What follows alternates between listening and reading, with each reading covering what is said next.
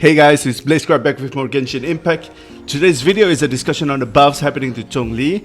I'll be summarizing the upcoming buffs and then give my thoughts regarding the buffs. The first buff is damage buffs. He will do more damage on both his autos and his E. The second buff revolves around his elemental skill. First, whenever there isn't a steal up, he can summon another steal by holding E.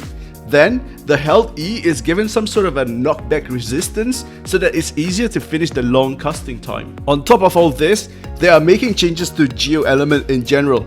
The first is an improvement to the Geo Shield.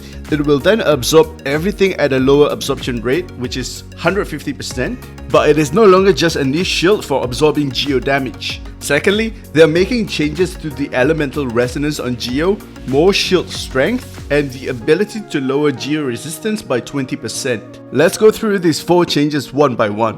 1. Damage buff. I feel, first of all, that it's unfortunate that miHoYo's direction is to buff Zhongli's DPS performance because of the pressure from community. It makes sense that if you're in love with a character, you wish that that character is more valuable in the majority of the team rotation, rather than as just a support character that only appears for like 10% of the screen time. However, improvements in this direction did not give Zhongli a proper niche. Currently, characters who are good in physical attacks can do more than Zhongli, namely Keqing and Razor. Before this, he was always being compared to Xiangling, and what the buffs do is to make Zhongli the better choice as DPS than Xiangling, whose design is better as a support anyway because her split damage is all over the place as DPS. Before the buff, even though Zhongli's performance was already ahead of Xiangling, the difference was marginal.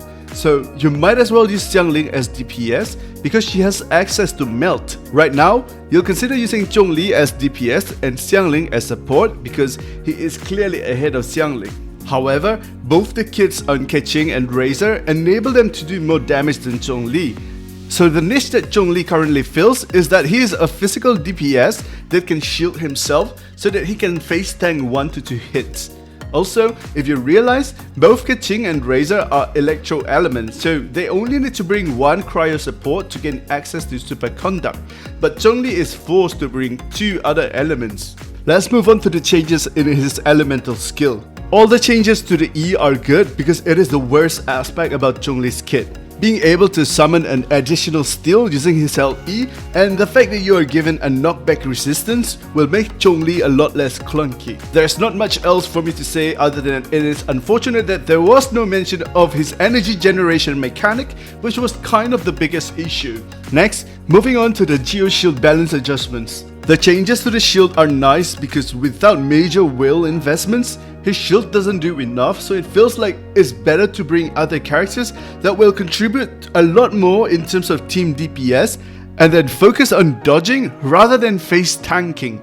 I'm not sure whether the changes to the shield will change my mind on that, but it seems like a move in the right direction.